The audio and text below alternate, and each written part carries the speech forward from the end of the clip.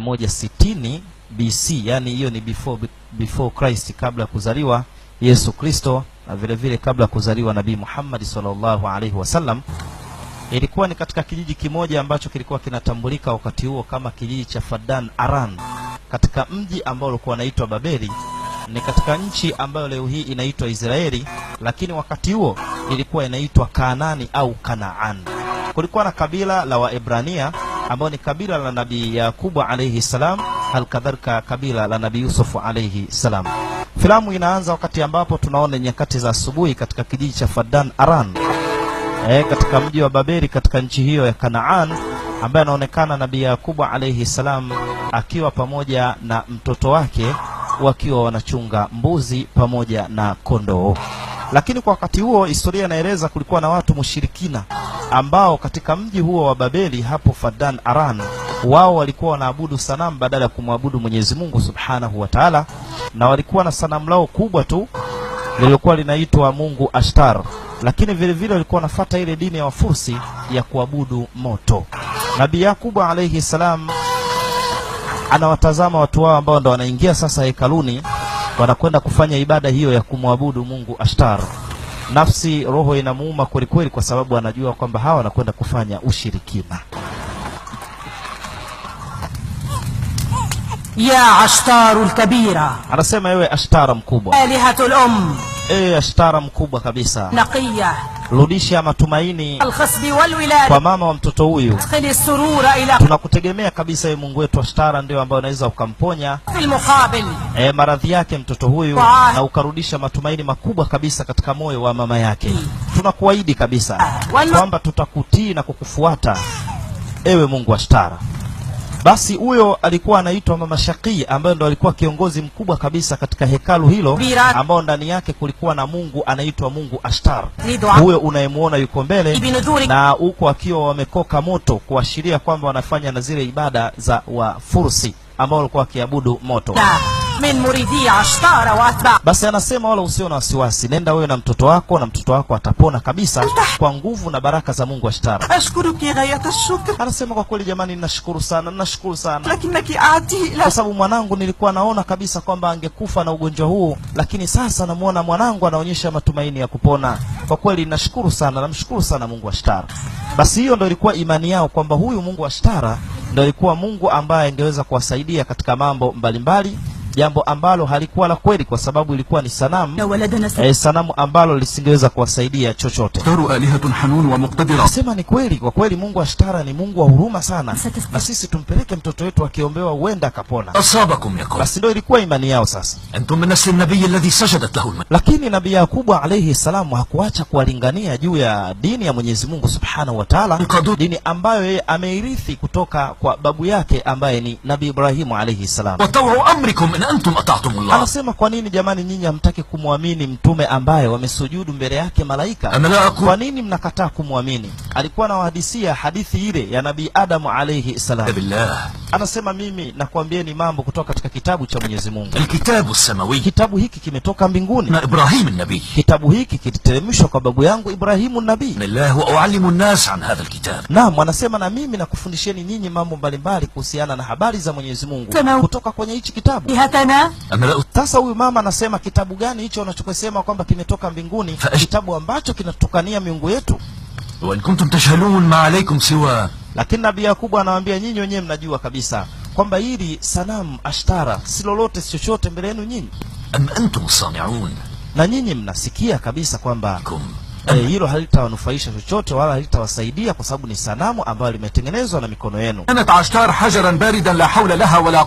Sasa wanasema sikiliza tukwambie kitu kimoja wewe Yakubu bwana. Hili sanamu lingekuwa kwamba halina nguvu wala halitusaidii chochote, watoto wetu wasingepona bwana matatizo yao.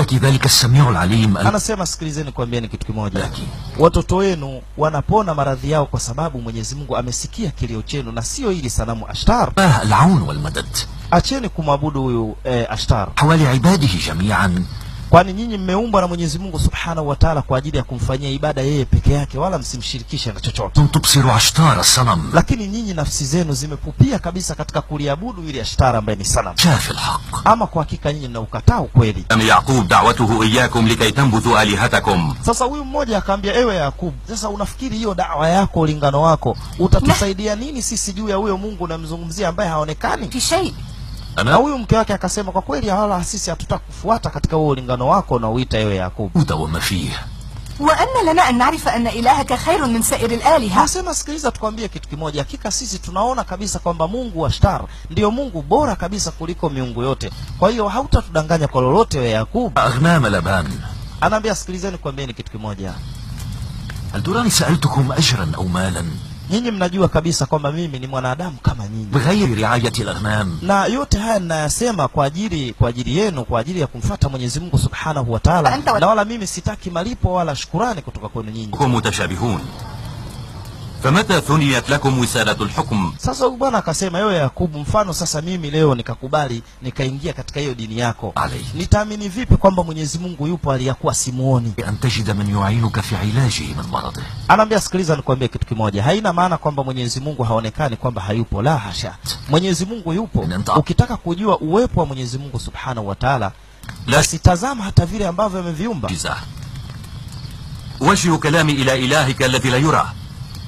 عانينا ما فيه الكفاية من آلهة الحجر. Basi anasema, kwa kweli Yakub, mimi naanza kukubaliana na maneno yako, lakini sasa nitamwabudu vipi Mungu ambaye mimi simuoni? Basi moja kwa moja sasa ilipoonekana kwamba Nabii Yakubu alayhi salam hapo anakandia da'wa yake na kumsema sana huyo Mungu wa Ashtar, ndipo alipokwenda kuitwa mzee wa kijiji katika hicho kijiji cha Fadan Aran katika mji wa Babeli ambaye alikuwa akiitwa Faris. Anasema, hebu mfuateni mumkamate huyo ambaye alikuwa anaonekana kwamba anaanza kumfuata Nabii Yakubu hapo. Kwa alikasirika kweli kweli. لولا أنك صهر لبان الحاكم. Sasa anaambia, sikiliza nikwambia kitu kimoja wewe Yakubu, lau wewe isingelikuwa kwamba mzee Laban ambaye sisi ni mshirika wetu, ni mmoja miongoni mwetu sisi, kuwa ni mkweo, sisi tungejua namna gani ya kukuadhibu wewe. Tunakuheshimu kwa sababu tu mzee Laban ni mkweo na sisi ni mmoja miongoni mwetu. Mke wake alikuwa anaitwa mzee Laban ambaye alikuwa ni mmoja miongoni mwa watu walikuwa katika dini ya Kifursi wakimwabudu huyo Mungu Ashtar. Anasema, msimsikilize huyu, hana lolote. Huyu anajitafutia umaarufu na ujiko katika kijiji cha Fadan Aran, msimsikilize huyu. Kwa hiyo tawanyikeni kabla mjapata ghadhabu na hasira za Mungu wenu Ashtar. Basi ndipo moja kwa moja sasa watu ambao walikuwa wakimsikiliza Nabii Yakubu alayhi salam katika da'wa yake hiyo juu ya kumweleza Mwenyezi Mungu Subhanahu wa Ta'ala na kumtangaza Mwenyezi Mungu Subhanahu wa Ta'ala ili waelewe ukweli uko wapi. Hii ndio mitihani ambayo alikuwa akimkuta Nabii Yakubu alayhi salam na kila mtume ambaye alikuwa akiwalingania waja wake au watu wake iliyokuwa haki kabisa. Kwa hiyo kilichokuwa kinatokea ni kwamba alikuwa anaonekana kwamba yeye anakandia ibada za watu, hasa huyo Mungu Ashtar. Kwa alikuwa anamuona kama ni mtu anahitaji umaarufu na anajitafutia ujiko katika kijiji cha Fadan Aran. Basi ni asubuhi tena kwa mara nyingine katika kijiji cha Fadan Aran hapo katika mji wa Babeli katika nchi inaitwa Kanaan au Kanaani, leo inaitwa Palestina, Israel. Sasa kwa wakati huo ilikuwa ni marufuku na ilikuwa ni haramu kabisa mtu kumsema Mungu ambaye ni Mungu Ashtar, ambaye ni sanamu. Ilikuwa ikionekana kwamba wewe unamsema Mungu Ashtar vibaya, basi moja kwa moja hakuna adhabu ulikuwa unapatiwa isipokuwa ni kuchomwa moto. Kwa yule kijana ndo huyo hapo ambaye alikuwa anaonekana jana kwamba alikuwa tayari ile da'wa ya Nabii Yakubu alayhi salamu ilikuwa inamuingia. Leo sasa anataka apatiwe adhabu ya kuchomwa moto mpaka kufa kwa kosa la kuonekana kwamba yeye anataka aache dini yake ya kumwabudu Mungu Ashtar, badala yake aifuate dini ya Nabii Yakubu. ابقوا لتحرسوا القطيع ريثما استطيعوا الامر. Anasema hebu twende kwanza pale tukaone nini kinachoendelea. Basi hivi ndivyo ilivyokuwa kawaida ya Waebrania kabla ya kuingia dini ya Kiislamu katika mji wa Babeli hapo katika kijiji cha Fadan Aran. Ilikuwa ikionekana kwamba wewe unafata dini nyingine kinyume na hiyo dini ya Kifursi ya kumwabudu huyo Ashtar, basi ilikuwa moja kwa moja hakuna adhabu nyingine unayopewa isipokuwa ni kuchomwa moto. Jaa Yaqubu ar-ra'i ibn shaqiqati. Anasema afadhali anakuja Yakubu anaweza akamtetea.